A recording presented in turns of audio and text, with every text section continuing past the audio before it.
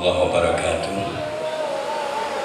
Bismillah, alhamdulillah, wassalatu wassalamu ala rasulillah Sayyidina Muhammad bin Abdullah wa ala alihi wa ashabihi wa mawalah amma ba'du. Berbicara peradaban artinya kita berbicara manusia, karena Allah menciptakan manusia adalah makhluk yang beradab. Tadi Bapak Ki Haji Mahbub Maafi selaku senior kami sudah menjelaskan tentang siasah baik yang ada di Indonesia saat ini maupun menurut kacamata fikih siasah. Kemudian yang dari Bapak Haji Muhammad Fattah tadi sudah menyinggung bahwa saat ini NU sedang mengusung peradaban Islam di dunia seperti itu. Kami akan membahas peradaban ini. Kami bahas peradaban di Indonesia dan peradaban di dunia. Pada dasarnya Islam adalah agama global. Islam adalah agama internasional dan agama untuk manusia di dunia. Jadi artinya kalau kita bicara Islam, maka sebagai orang Indonesia, bagaimana Islam di Indonesia dan bagaimana Islam di dunia. Apa yang kita bawa sebagai Nahdlatul Ulama yang tidak lain adalah kita ini mengikuti pemikiran-pemikiran ulama, kita mengikuti ajaran para ulama. Ini otomatis di Nahdlatul Ulama yang kita ikuti adalah ulama Ahlus Sunnah wal Jamaah, kemudian naiknya kepada tabi'in, kepada sahabat, kepada Nabi Muhammad SAW. Berbicara apa yang diajarkan Nabi Muhammad SAW, otomatis kita akan berbicara tiga hal. Yang pertama tentang syariat Islam, yang kedua tentang akidah Islam, yang ketiga tentang akhlak atau adab Islam. Ini. Saat ini Indonesia itu yang memeluk agama Islam ada sekitar 230 juta pemeluk agama Islam.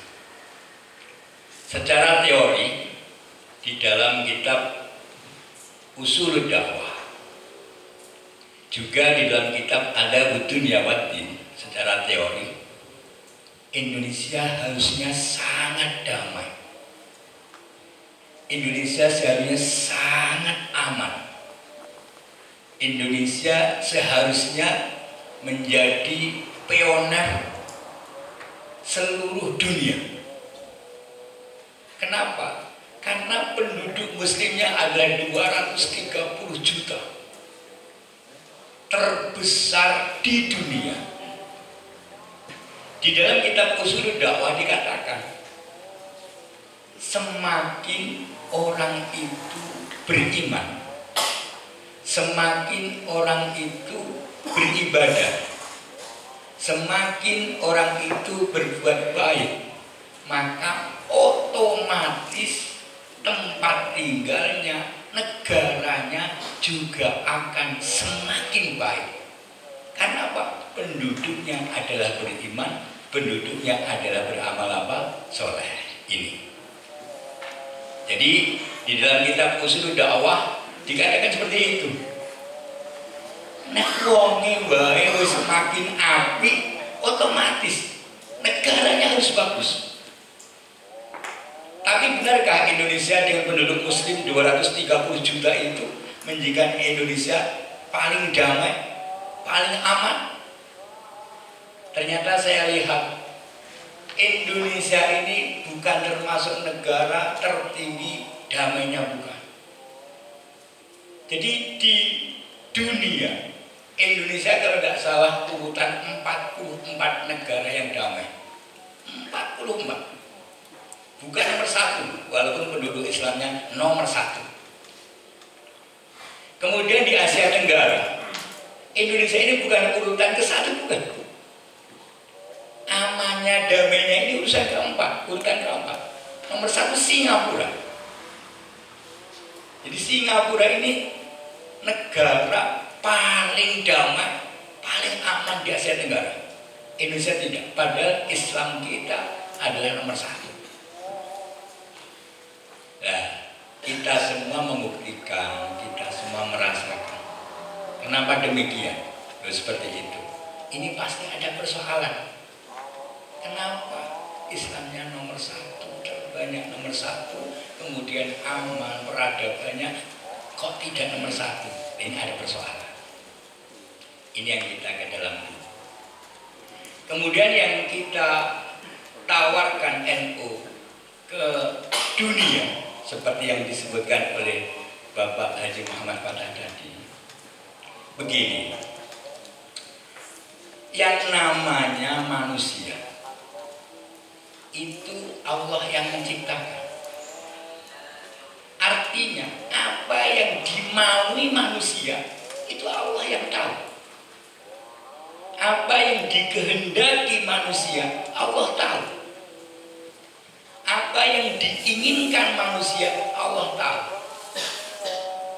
Apa yang diinginkan manusia belum tentu manusia yang lain tahu. Apa yang diinginkan manusia belum tentu antara satu dan yang lainnya sama. Maka ketika manusia belum banyak, ketika manusia itu baru 43 orang, 43 orang itu Nabi Adam dan Siti Hawa 2 orang ditambah putranya mengikuti pendapat yang 41, maka baru 43. Kalau kita mengikuti pendapat bahwa putra Nabi Adam 21, malah baru 23 orang. Ketika baru 23 orang atau ketika baru 43 orang, itu sudah terjadi perselisihan antara Habil dengan Qabil. Qabil itu tidak menerima syariatnya Nabi Adam, nabinya Allah, rasulnya Allah, dia tidak menerima itu. Qabil. Kenapa? Dia mempunyai keinginan. Saya ganteng, harusnya istri saya cantik. Qabil tidak ganteng, harusnya istrinya tidak cantik. Tapi karena syariatnya itu satu kandung, pasangan satu kandung tidak boleh menikah. Menikahnya harus dengan kandung yang lain. Maka Qabil mendapat pasangannya Habil, Habil dapat pasangannya apa? Qabil. Yang Habil dapat istri cantik, pasangannya siapa? Qabil. Ini Qabil tidak bisa menerima. Artinya manusia itu mempunyai dasar pemikiran, keinginan antara satu dengan yang lain beda. Dan yang tahu hal itu sebenarnya adalah Allah Subhanahu wa Ta'ala. Maka yang bisa mengatur manusia sebenarnya adalah bukan manusia. Yang bisa mengatur manusia bukan manusia. Tapi yang bisa mengatur manusia sebenarnya adalah yang menciptakan manusia. Oleh karena itu, setiap masa Allah itu mengutus para rasul sampai pada rasul terakhir Nabi Muhammad SAW. Apa yang disampaikan, apa yang disyariatkan Nabi Muhammad SAW adalah yang terbaik, yang sempurna untuk seluruh manusia. Dan apa yang dipikir oleh manusia belum tentu baik untuk manusia. Ada hukum syariat, ada hukum wad'i atau yang namanya hukum positif. Ada hukum syariat, ada hukum wad'i, ada hukum positif. Ini hukum positif yang berlaku di Indonesia itu sendiri belum tentu baik untuk yang lain. Belum tentu apa? Baik untuk yang lain. Contoh misal, negara mempunyai undang-undang, negara punya peraturan. Secara kecil di Jawa Tengah misal, gubernur punya peraturan yang namanya kartu tani. Itu ada niatan awalnya adalah untuk kebaikan warga yang ada di Jawa Tengah, petani ada di Jawa Tengah. Tapi bagaimana kenyataannya? Dengan adanya kartu tani itu malah terjadi kesulitan dan sebagainya. Jadi itulah apa yang diinginkan manusia belum tentu baik untuk manusia yang lain. Ini satu contoh kecil. Contoh dua misalnya, seandainya manusia itu, ya misal ada aturan kompilasi hukum Islam, KHI, ya begitu, orang boleh beristri dua.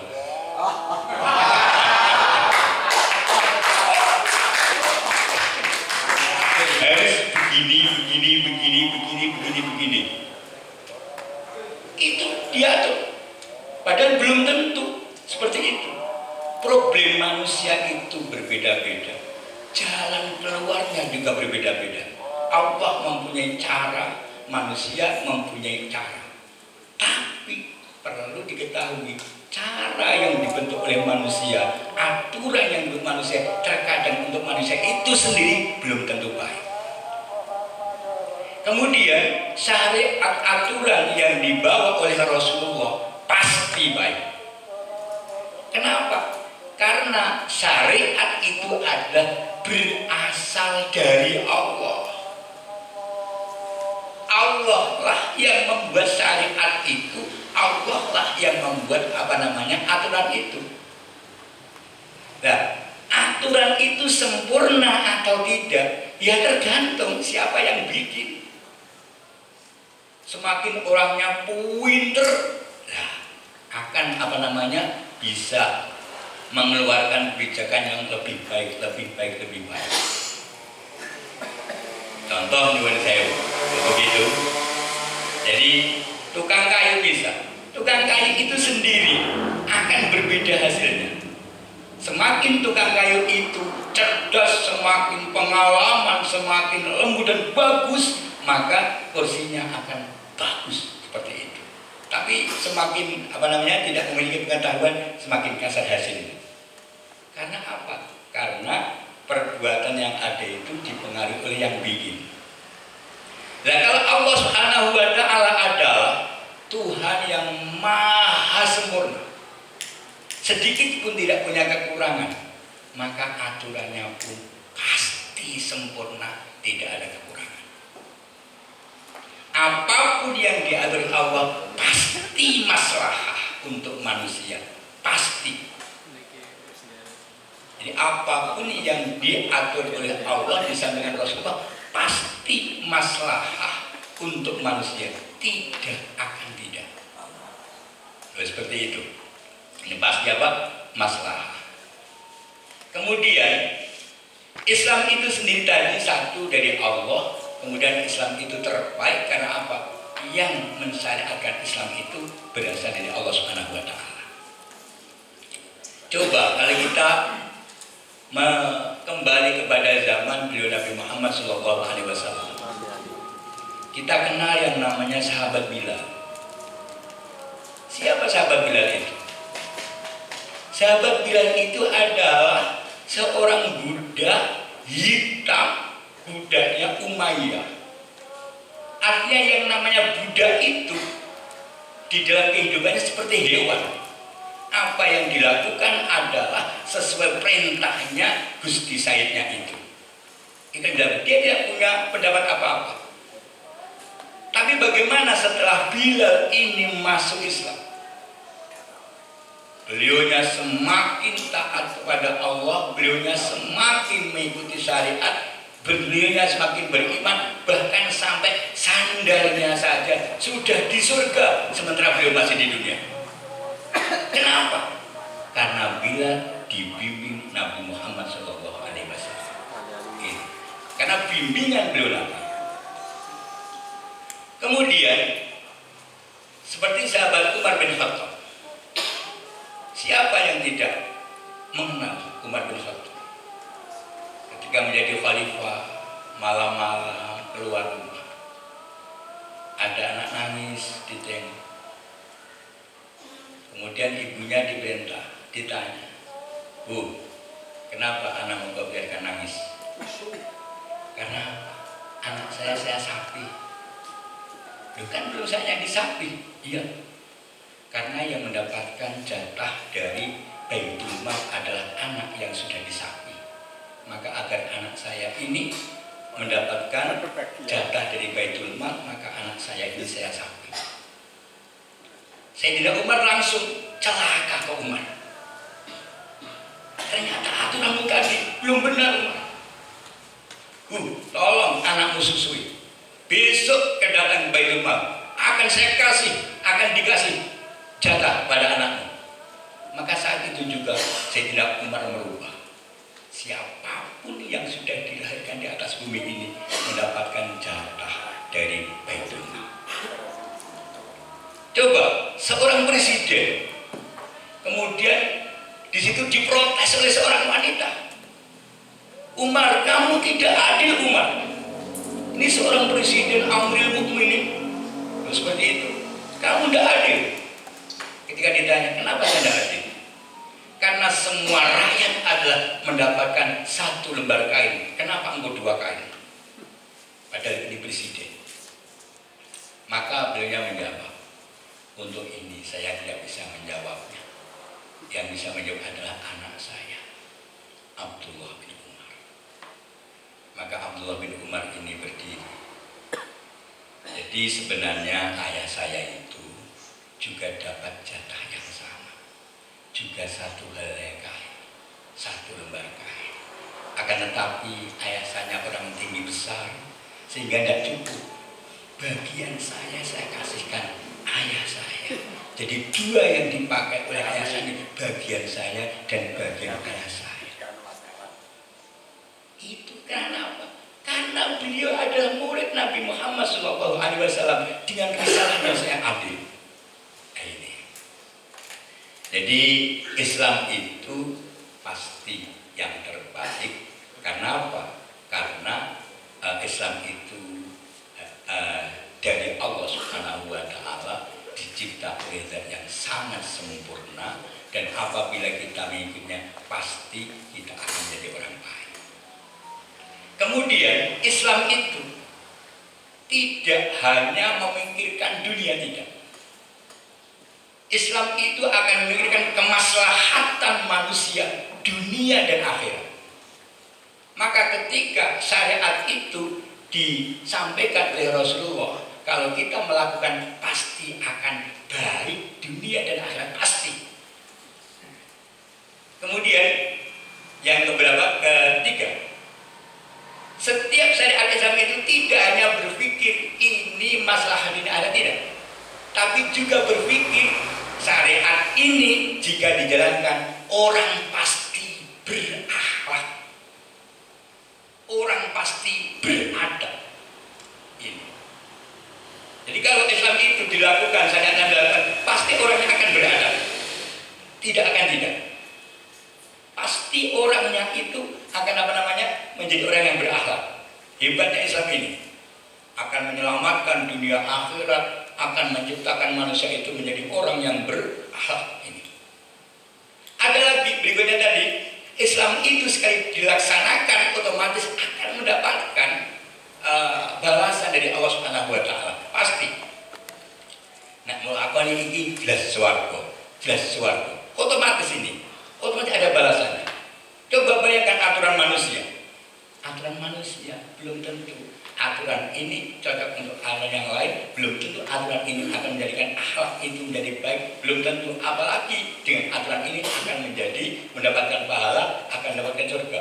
Itu aturan manusia. Nah, ini. Kemudian yang terakhir dari syariat Islam itu juga membahas halal haram.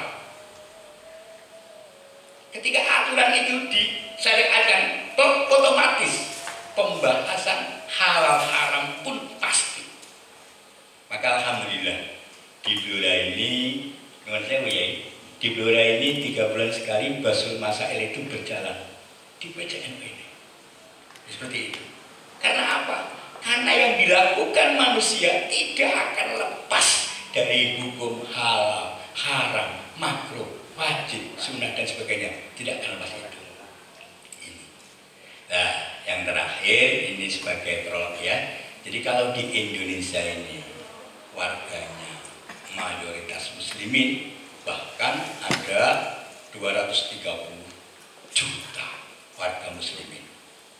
Warga non muslim yang Kristen Katolik itu hanya 28 juta. Hanya 28 juta.